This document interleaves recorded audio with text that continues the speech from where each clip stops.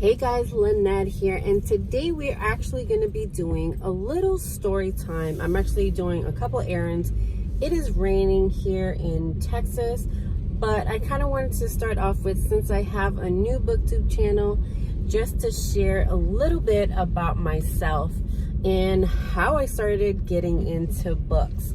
Now, this is actually going to be a funny story, but if you don't follow my main YouTube channel, which is just under my name, but if you don't follow that main channel, it's Lynette Bledsoe. If you want to go search for the main channel that I use. But actually, I was raised in Brooklyn, New York, and I went to an elementary school where the librarian was actually the first person to really get me into books. I actually had our local public library a block away. So I had like two great options to get into books. But I have to say that my librarian was actually the one who encouraged me. Now, funny story about my librarian is, come to find out as an adult, the librarian was actually dating the principal. Nobody knew. I mean, it was like a rumor, but you're in elementary school, so how true can those rumors really be, in my opinion? But then when I grew up and connected with classmates on Facebook, came to find out that they actually got married, and it was so hilarious because one of my friends is actually an author, and you can look her up. Her name is Nancy Arroyo Rufin, but the librarian encouraged her, so she has like a very close connection to that librarian because that's what encouraged her to get into writing. But anyway, my librarian used to always have, we had a little library in our little public school, and that library I used to always get, I guess, attracted to the books that were a part of a series, because I can start one book and then continue on to the next book and then so on and so forth. So I decided to start getting into like little book series. Whatever looked interesting by the cover is usually the book that I got into. So like Nancy Drew, Hardy Boys. I loved the mystery books because you had to like solve mysteries, kind of like Scooby-Doo when I was going to school. So those were the books that I usually tended to go to, just because I love the fact of being able to continue on with any story. But I'm trying to think. I kind of got away from reading stories really in junior high school, because you want to be cool and stuff and not really get into that stuff, and it looked kind of corny to be a reader. So I did go away, and then we moved for high school, and I was not happy with where I was, so I did not get into books unless we had to read them for school.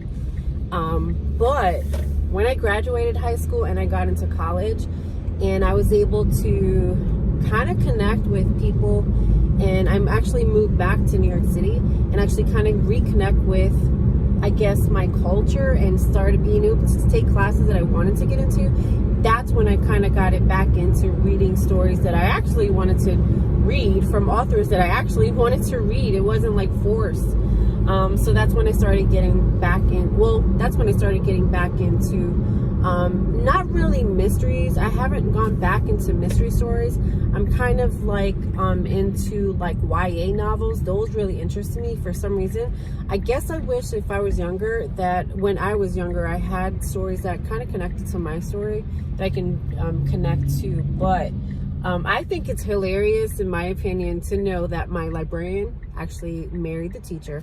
But another fun fact, when I was little, talking about the library, that was actually, it's very sunny, and it's like cloudy sunny. So I'm like, need my glasses? Do I not? Anyway, so I'm going to probably do more of these chats, but the library that was across the street from my house, well, not a house, we lived in the projects. So the library that was across the street from my apartment building, we went there almost every day after school to hang out. But I would come home with the maximum of books that they would let me get, and I actually My mother actually had like a subscription to books where I would get these books. I had a stack of books that I would just sit there, and I don't know. I know I had like a stack of Berenstain Bears books. I don't know if that was a part of her subscription, but they were kind of like, whoever the publisher of Berenstain Bears, that was the publisher that I always had a ton of books for. So that was kind of cool, because I had a little metal bookcase. I remember I had a little desk, and I would just sit there just reading all these books.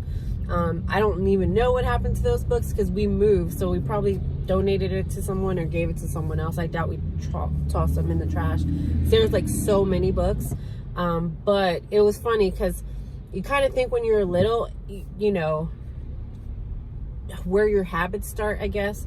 And I actually took those habits, and every summer myself, I would bring, when I had kids, I would bring them to the library so that they can max out and do their summer reading, because back then we didn't have summer reading. You just read if you wanted to, or you didn't read if you wanted to. So I'd make sure my kids continue to read in the summer. My daughter, who's the middle child, the oldest one is not really into books. My youngest one is not really into books. They're more so into computers and creating like graphic designs and tech support, things like that. But my middle daughter loves anime books. So I hope that tradition continues with when we have grandchildren. But it's kind of weird how like your habits that you get as a child, or maybe the inspirations from a teacher or librarian, how those habits can continue with you as an adult. So I don't know, just wanted to share with you a little story time, especially the funny thing with the librarian and the principal. So I don't know if anybody had any like connections like that as you got older and found out any stories like that, but I thought that was hilarious to me. But yeah, let me know in the comment section below, because I'm super curious. What made you get into books, and any funny stories from elementary school that you found out as an adult, because that's funny. But really curious, what made you get into books as an adult, or maybe what made you get into books as a child? So with that being said, I hope you guys enjoy the rest of your day, and we'll see you on the next video. Have a good day, guys.